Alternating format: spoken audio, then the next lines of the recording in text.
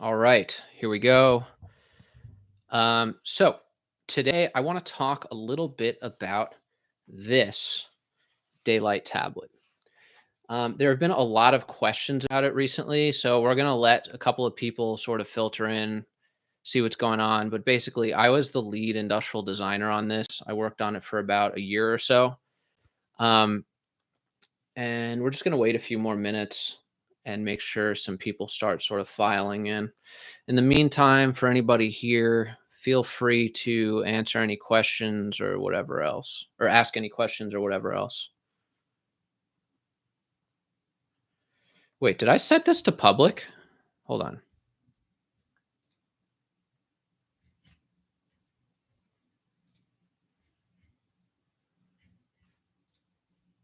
There's one person in here. Plane Crash Corner. What a great name. Okay. So we'll give this another couple minutes. Um, yeah, okay. People are starting to file. All right. Now we got people in here. Okay. So let's get started. I'm going to show you this tablet and we're just going to go through it. So, what is it? First of all, actually, no, even before that, let's talk about like what my role in this project was. I was a lead industrial designer. I also helped a little bit with creative direction for this tablet.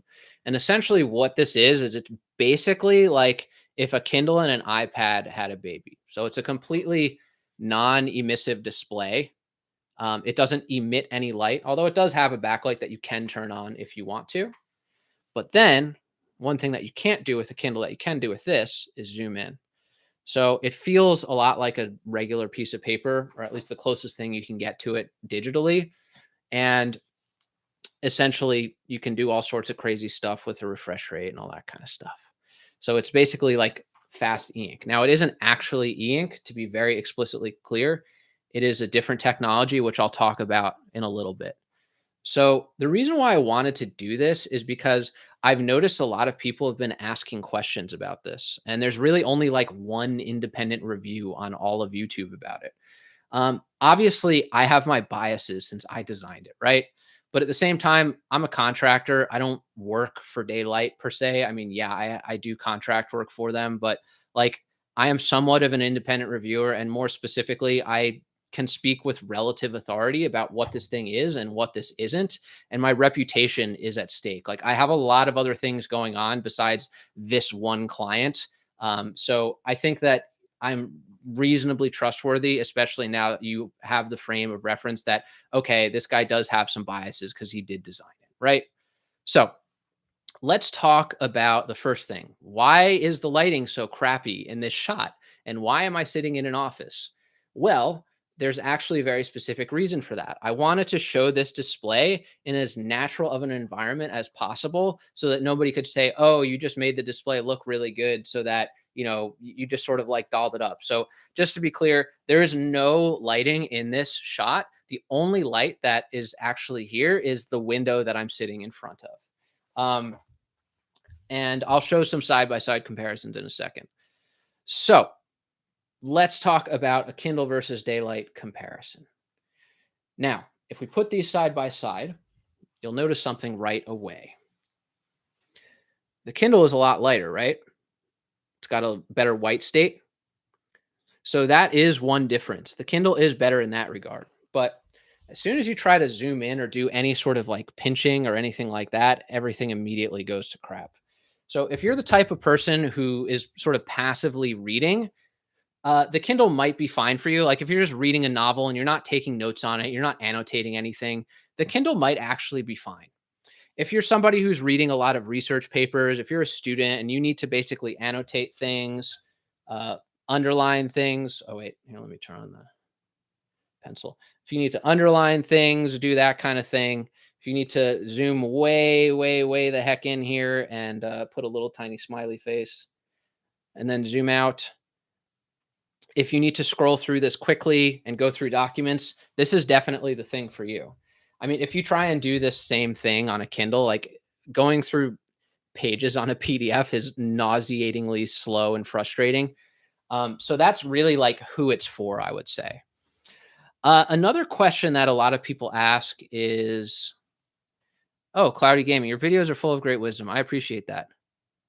Blue B1C2 asks, "Is it a reflective LCD made to look a lot like paper?" Short answer, yes. Um, can it do OCR on handwriting? Well, it doesn't have a camera unless you mean like on the software. What software does it? Can it run? Can I ask you about where to find courses alternative to University of ID? All right, let me go through. Yeah, let's talk about the viewing. We're going to talk about all this stuff. We're going to talk about all this stuff. So let's do the first question. Is it a reflective LCD made to look like paper? Short answer, yes, but that's kind of oversimplifying it. Like that is the technology. It's a reflective LCD. Okay. But the thing that's different about this is that Anjan, the CEO, spent literally years of his life developing this and figuring out what the compromises are. So here's one compromise that I'm going to show you right now. It's related to the viewing angle. Now, as soon as I tilt this, it's still pretty good, still pretty good. It's starting to, okay, then it's like completely unreadable. So what's happening here is basically there's about 100 degrees, 50 degrees on this side, 50 degrees on this side, in which this thing is comfortable to read. As soon as you get to about here, it starts to get hard.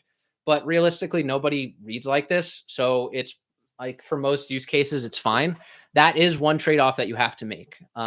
Like this, like I would say this is fine. This is fine. This is where it starts to get a little weird. So, but as soon as you bring it down here right in front of you, it's fine. Let's see. What else? Can it edit PDFs and text? Yes. I don't know about OCR on handwriting. That's actually a software question. What software does it run? Right now, it runs on a really heavily modified version of Android 13. One of the core sort of ideas for this device is that we wanted it to be like a calm computer. So that's why it's black and white, right? We want it to be sort of calm, non-distraction, not distracting. It's something that you can sort of focus on um, your work and just sort of get things done easily and quickly. No notifications, at least by default. You can turn on notifications, but by default, they're turned off. And there are a lot of other little details in the OS that they're working on right now. I am less comfortable speaking as an authority on the OS simply because I designed like the physical device, but that is what I do know about the software. Um, what else can we talk about? I mean, if you guys have other questions, I'm happy to answer them. It one thing that's really cool about this is that I'm just reading this. This is not that people are asking questions that are not related. Will you ever do a color one? I pre-ordered one, but eventually I'll need something that can handle charts in papers. Great question. I think eventually we will add an option to like add color to it, similar to a lot of like black and white modes that you see in computers now. Um, but I don't know that for sure. What is the battery life? That's a great question. Okay. So I actually have the numbers written down here. These are from the company. So they said reading without backlight is 67 hours of continuous use. Watching a YouTube video without backlight is 30 hours. And reading with 30% backlight, amber brightness is 30 hours. So that's pretty good. And there's actually another thing that I wanted to talk about regarding the battery life. So I'm really glad that you brought that up. So with Kindle, or really any e-ink display, there's a thing called bistability. What that it doesn't really matter. What all that you need to know is that basically this thing, like as long as it's in this state and I don't zoom in or turn the page or anything, this does not eat up any battery. It's only when I zoom in or turn the page that it starts to eat up battery. Now the thing is, when I do this, it eats up the battery very quickly, much more quickly than an LCD.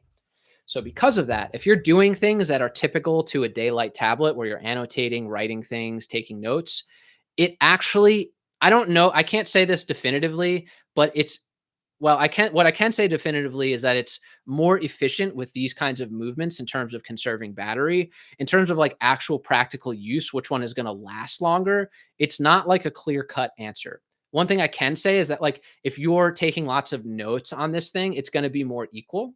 But if you're reading like let's say a novel where you're only turning the page every minute or so, the Kindle's going to win by like a landslide. Um, or any e-ink reader. So that is sort of the difference. But even with that in mind, I mean, 70 hours battery life without a backlight on is pretty darn good. Can you download any app like on a typical Android device? Yes. Thank you from Mexico. Keeping inspirational as a designer. I appreciate that. Can you buy it in Europe? Yeah. If you guys, I didn't really want this to be like a promo thing. Honestly, the real reason why I did this is because the only like independent review on YouTube that actually has the device was like, quite frankly, kind of poorly done. Like they showed the device in like the worst lighting possible to compare the contrast when the backlight was off.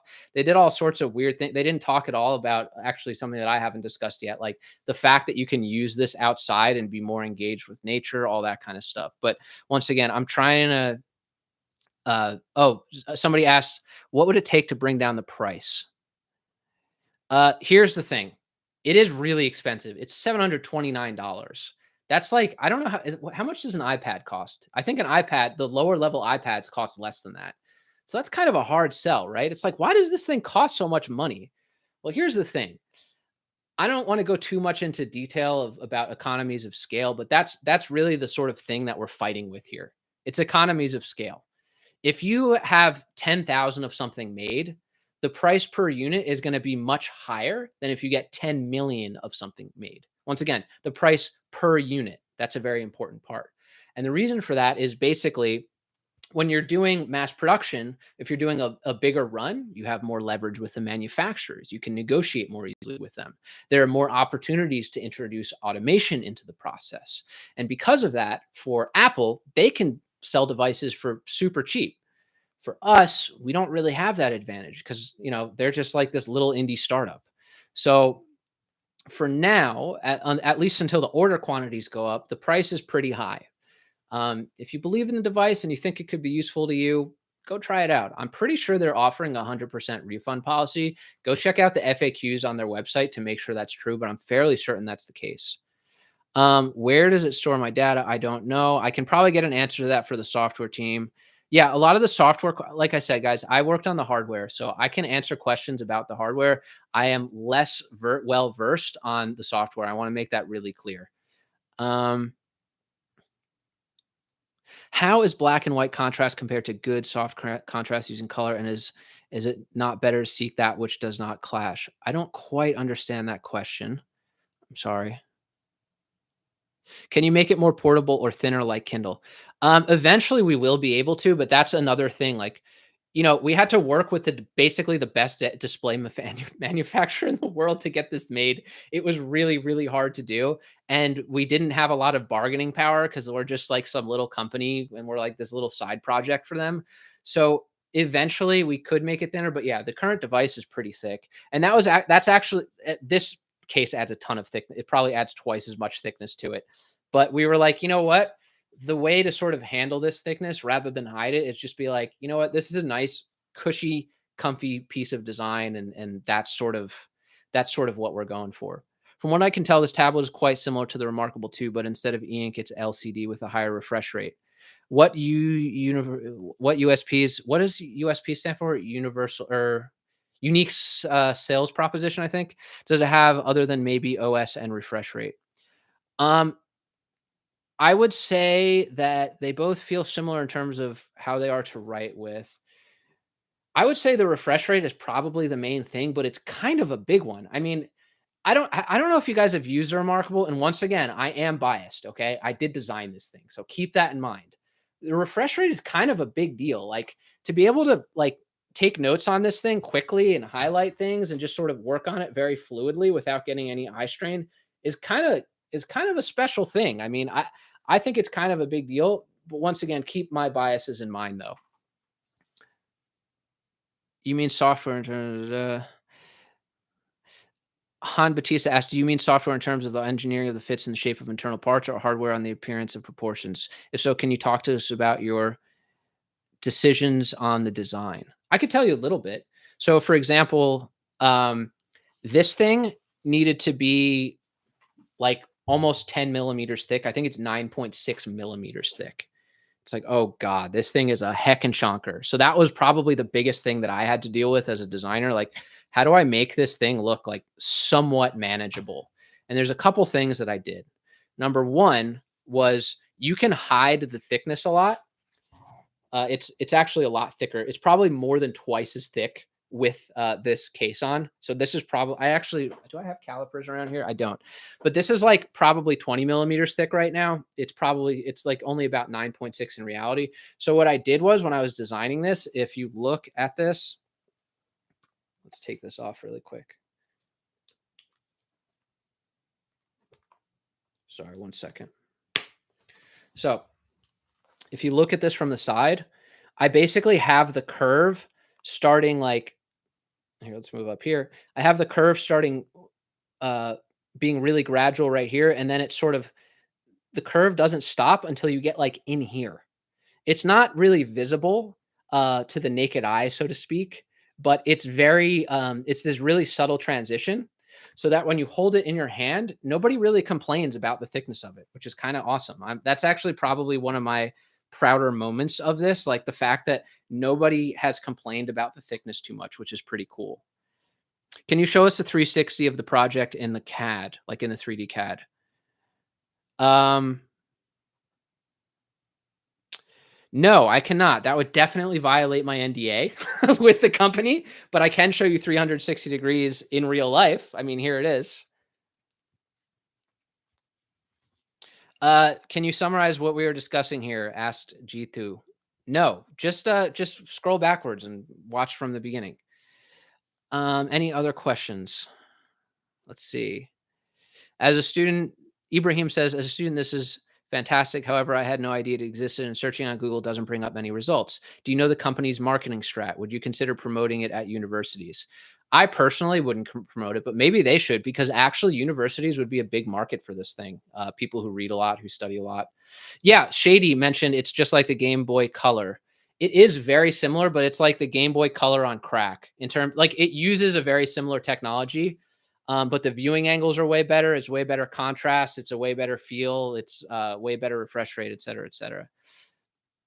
Is there a cool color temperature light as well, or is it just amber? There's both. Um, the default is amber, but you can easily adjust it as you please. So this is amber, obviously, and then we can go all the way to oh shit, sorry. We can go all the way to wait, is it locked on amber? Hang on. Hold on. One second. It's actually not letting me not use amber. I know that it's an option. This is a demo unit to be fair, but it's pretty close to production in terms of the hardware. So yeah, it definitely has the option to go like any color temperature you want.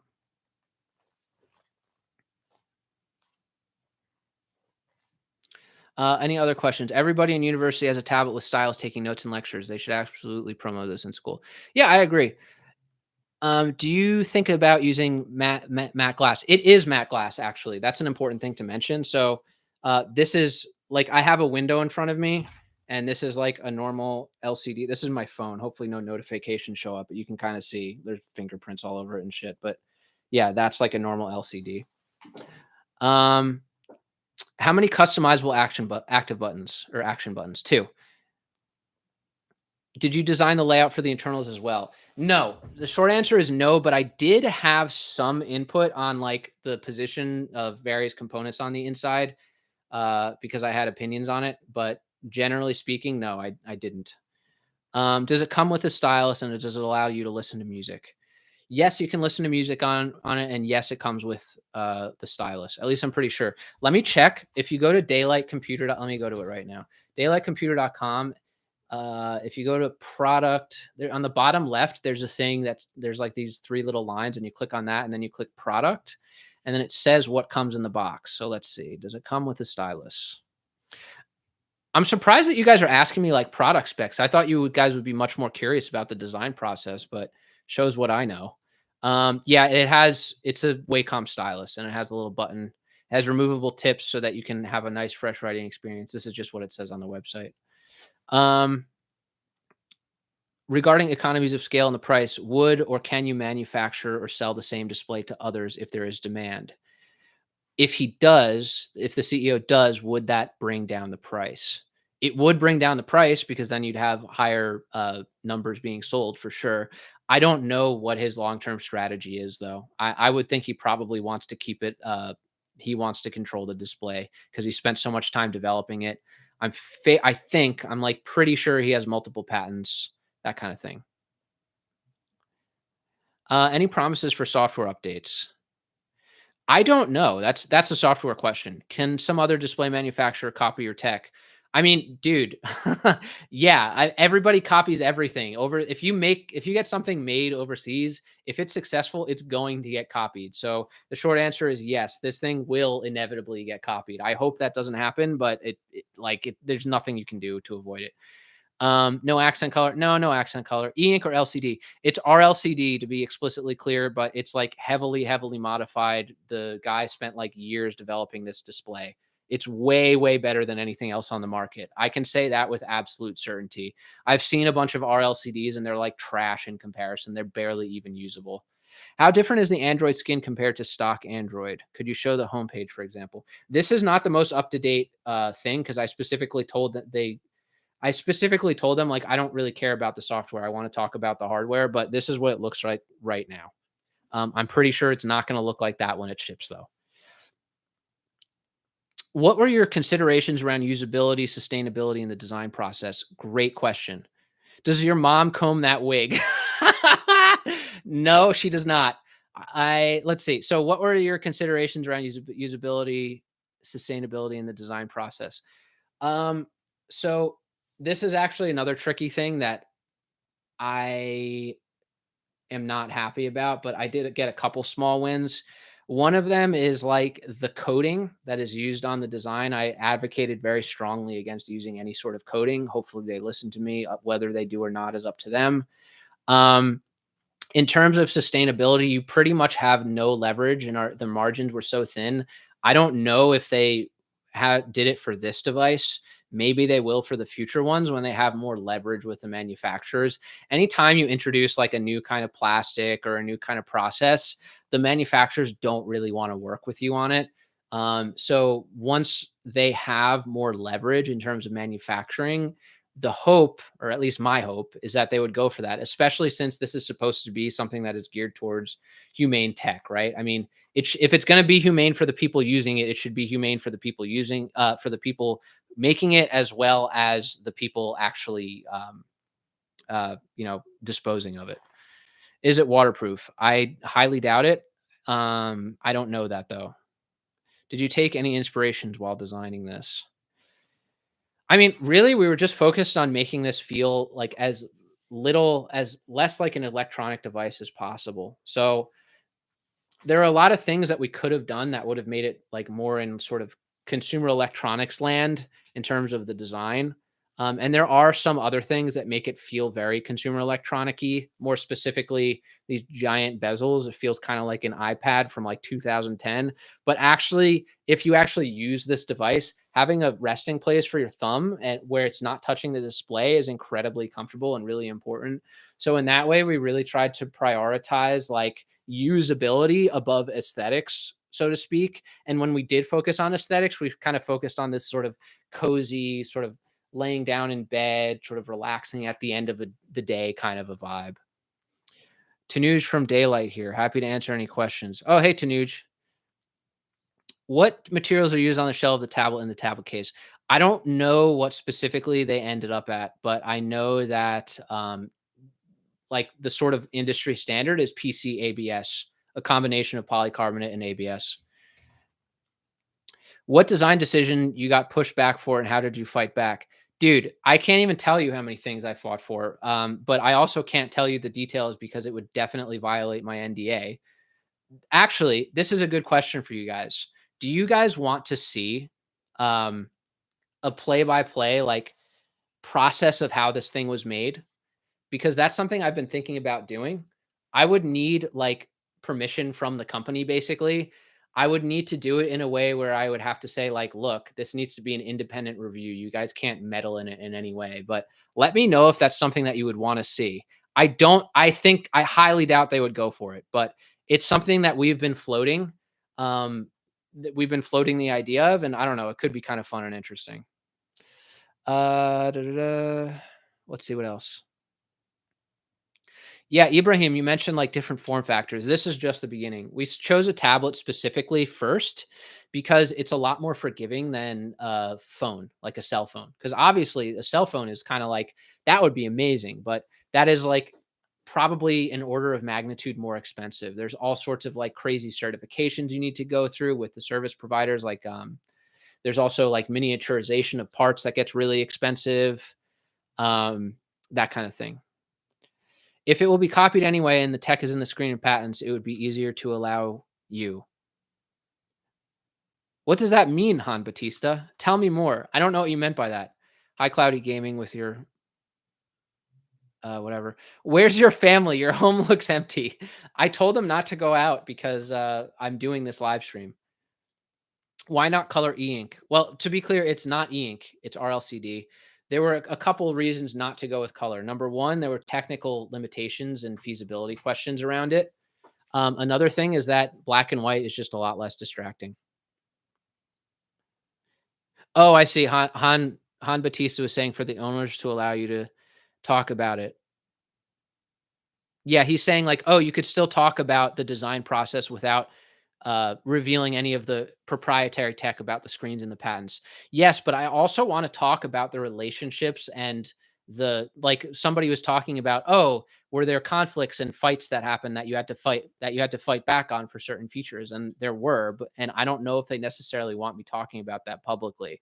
Like you have to think about it from my perspective too. Imagine if I just like I would need explicit for permission for them to do that. Imagine if I like did that for every client, if I made a video about them without their like explicit permission, like talking about all of like the little details of arguments that we had, I would never have another client again. So I have to respect my clients' request for confidentiality. That's just like part of the job. If they like sign a piece of paper or basically say, yes, we want you to go into great detail of how this thing was made, then sure. Um, Software, bootloader, unlockable. Tanuj, can you answer those questions? Derek Papa says, yeah, he wants to know about the design and engineering and review process. Yeah, I think that would be an absolutely fascinating thing.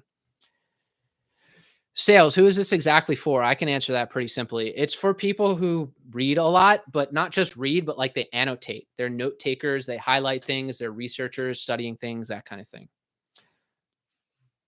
Okay.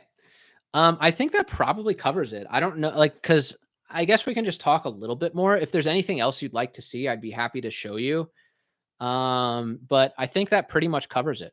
So I'll give it like a few more minutes for questions to roll in. If there's specific things you want to see that I can show with the tablet, I'd be happy to do that. And yeah, that's basically it. Oh, you know what I should do while I'm waiting for those questions to come in? I should show you what it's like to write on. So yeah, this is like really nice. Oh shit. Sorry.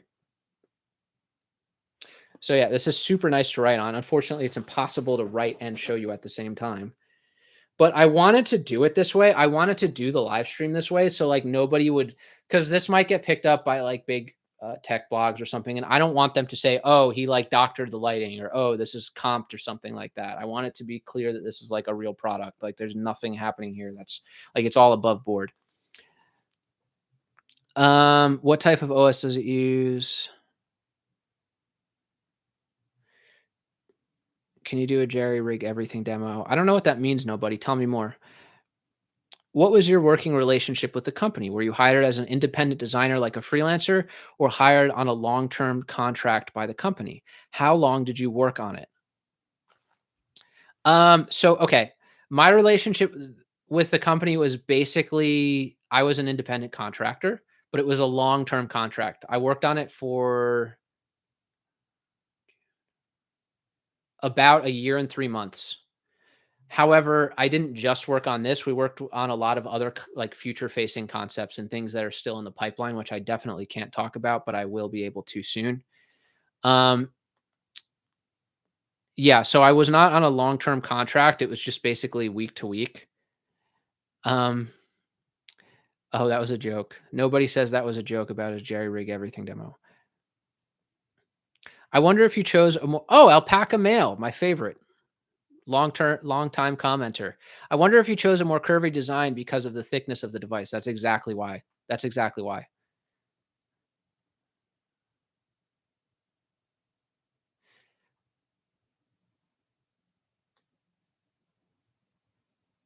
Herman Estrada says, I enjoy and learn tons from all your content. Thank you. I appreciate you saying that.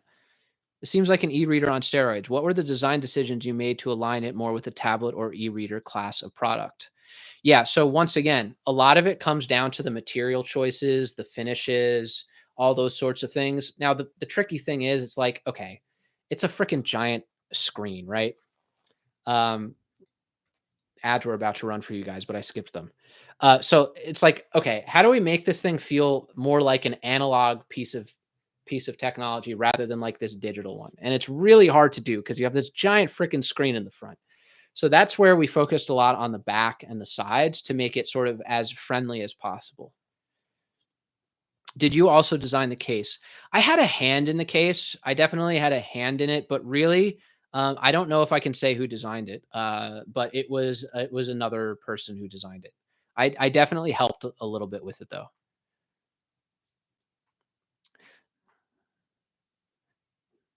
Does it have a D brand skin? No, I don't think so. Do you know a guideline for this kind of design, like rule of thumbs on proportion, rounds, thickness, etc.? Asked Han Batista. Um, there aren't really rules of thumb, but generally, here's a rule of thumb. If you're trying to reduce thickness of something, there's a few ways you can do it. You can either break up the shape with like splits, or you can have, like I said, which is basically what I did. You can have this curve be much more gradual. If I had made this like a squared off curve, the thickness would have been very, very, very evident. And there were a lot of trade-offs that we needed to make from a hardware perspective as well as an aesthetics perspective in terms of this curve. Like that is actually one thing I kind of had to fight for. In order to like get the components to fit the right way without going into too much detail, like there was a lot of back and forth that needed to happen in terms of achieving this curve. Let's see what else people are asking. How does it handle falls? I don't know. I would need to ask the head of hardware about what they're doing with drop tests. I would think that it's probably about on par with an iPad. Like I'm sure you need to be careful with it, just like anything else. But I don't know that. Is there any plan to promote this? I mean, yeah, they're doing a bunch of social media stuff. Um, I think they're handing this out to reviewers. I don't know if they are handing it out to MKBHD. Maybe they are, maybe they aren't. Let's see what else.